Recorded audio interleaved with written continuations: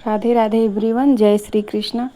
तो दोस्तों, आज हम लोग इस वीडियो में जानेंगे कि जन्माष्टमी के दिन शाम से मतलब रात्रि तक की सेवा पूजा कैसे करते हैं और जन्माष्टमी के दिन हम अपने ठाकुर जी की रात्रि में कैसे पूजा पाठ करते हैं, उनका जन्म कैसे होता है, उन्हें क्या भोग लगाते हैं, ये सारी चीज़ें हम इस वीडियो में देखेंगे। तो सबसे पहले जब शाम का हम लोग दिया बत्ती भोग लगा लेंगे, 7 बजे के पहले सब काम कर लेना है। इसके बाद जब 7 बजे तो भगवान को भोग वोग लगाने के बाद उनको एक कपड़े में ढक दीजिए, लाल या पीला, कोई भी आपके पास चुनरी हो या जो भी हो। और शाम का दिया पहले जला लेंगे और दिए में इतना ज़्यादा घी भरेंगे कि वो रात तक मतलब 12 बजे तक के जलता रहे वो दिया। तो वो दीप प्रज्वलित करके रखेंगे, वो उसी जगह पे रख देंगे जहाँ पे हमारे ठाकुर जी बैठे रहेंगे।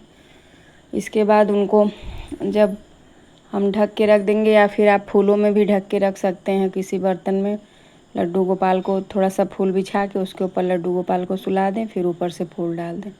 ऐसे भी कर सकते हैं, फल से भी ढक के रख सकते हैं, आपकी जैसी इच्छा। तो मैं इसमें एकदम साधारण तरीके से दिखा रही हूँ।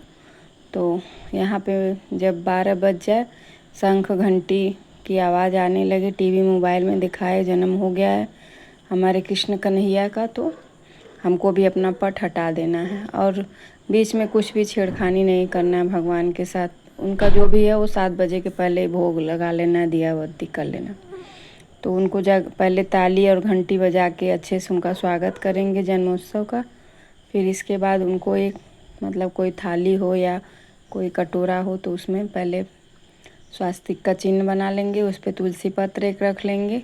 इसके बाद हमको सर्वप्रथम 5 बार भगवान को पहले शंख से स्नान कराना है। तो हम अपने लड्डू गोपाल को शंख से, या कृष्ण जी का फोटो हो तो उनको भी वही प्रक्रिया होगी, मतलब जल गंगा जल, मतलब गंगा जल तो नहीं, कोई भी जल, जैसे जमुना का या मतलब मथुरा से लाया हुआ वृंदावन का जल हो तो उससे छींटा मार सकते हैं, नहीं है तो सिर्फ शुद्ध जल से ही आप छींटा मार के स्नान कराइए। फिर पंचामृत से स्नान कराइए। पंचामृत से पहले दूध से स्नान करा दी हूँ, इसके बाद फिर जल से करा दी हूँ। फिर दही से स्नान कराएंगे और फिर इसके बाद थोड़ा सा जल गिरा देंगे। फिर इसके बाद हम लोग घी से स्नान कराएंगे अपने ठाकुर जी को। तो यहाँ पे मैंने घी थोड़ा सा गिरा दिया है। इसके बाद फिर जल से स्नान कराएंगे अपने लड्डू गोपाल को। फिर इसके बाद हम लोग मधु से स्नान कराएंगे। तो मैंने यहाँ पे मधु से स्नान करा दिया है अपने लड्डू को।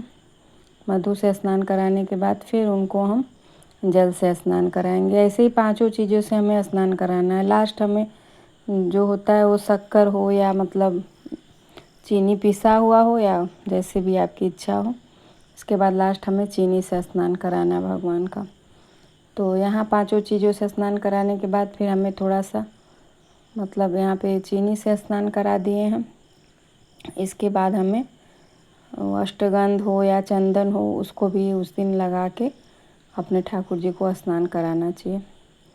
तो यहाँ पे मैंने थोड़ा सा अष्टगंध लेके उसमें जल डाल के उससे भी भगवान को स्नान हम लोग हर जन्माष्टमी में करा लेते हैं।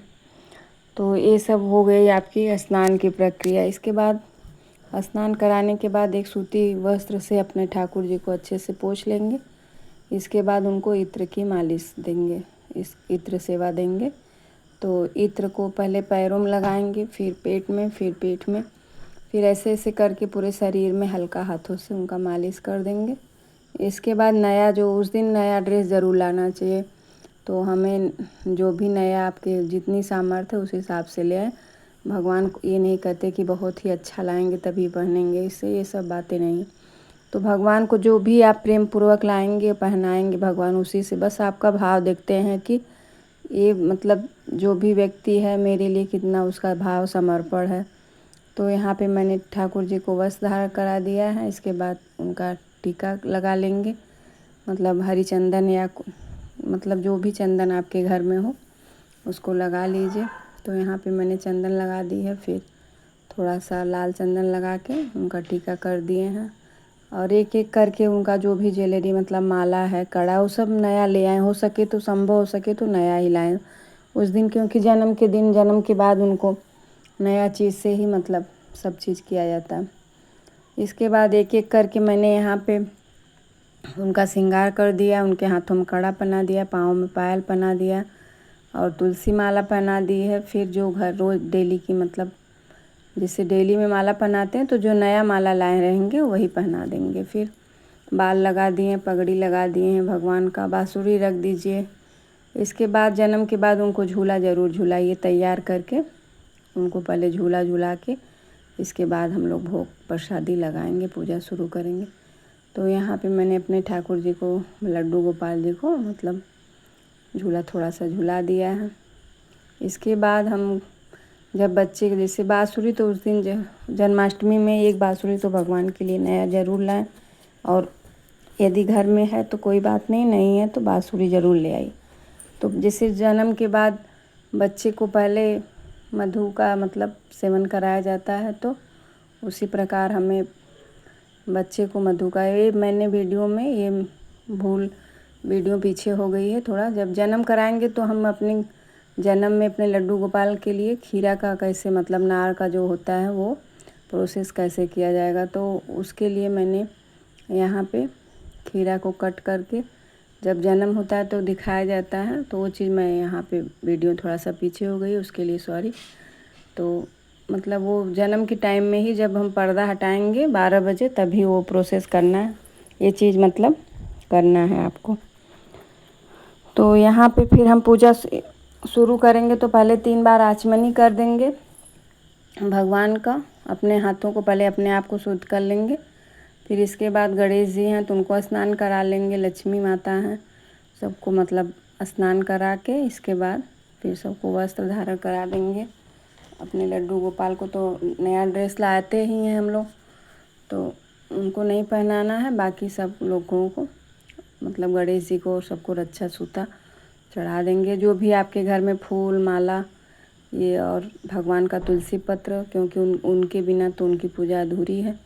इसके बाद 5 या 7 चीज़ जो मुख्य होता है उसके बिना कभी भी भगवान भोग नहीं लगाते हैं। तो जो सबसे प्रिय भोग है उनका माखन, मिश्री और धनिया की पंजीरी हुआ, पंचामृत हुआ, मीठा हुआ, फल हुआ और दूध हुआ। तुलसी पत्र सबसे मेन है, सबसे पहले तुलसी पत्र मेन ही है, उसी को भोग लगाना है। इसके बाद सब धीरे धीरे करके जो भी आपके ये पंजीरी है, धनिया पंजीरी, और इसके बाद यदि बना पाएँ तो सब पंचमेवे की मिठाई बना दें, यही सब चीज़ भगवान को पसंद है। जो भी बनाए घर का शुद्ध स्वाद मतलब हो, स्वच्छ भोग हो भगवान के लिए, और बाज़ार से जितना हो सके कम से कम करें, घर में ही अपने हाथों से भगवान के लिए पकाएं और अपना रसोई शुद्ध रखें, उसमें मुर्गा मछली ये सब चीज़ ना बनी हो, तभी भोग बनाए भगवान का। और इसके बाद 2 बार मतलब आचमनी करके भगवान को, और जो खीरा हमने कट करके रखा उसका भोग ज़रूर लगाएंगे भगवान को, और उसी को घर में सभी को जितने भी सदस्य हैं सबको बांट देना है एक एक करके। और इसके बाद हाथ जोड़ के कहें, हे प्रभु जो भी आपके घर में है भोग स्वीकार करिए। इसके बाद भगवान की आरती कर लेंगे सबसे लास्ट आरती, यदि पूरा परिवार एक साथ आरती करे तो सबसे अच्छा है। तो इसके बाद आरती करने के बाद आचमनी करके भगवान को आरती दे देंगे, फिर अपने आरती ले लेंगे। जन्माष्टमी का व्रत बहुत ही खास होता है, इसको सभी व्यक्ति को करना चाहिए। यदि आपका पसंद आती वीडियो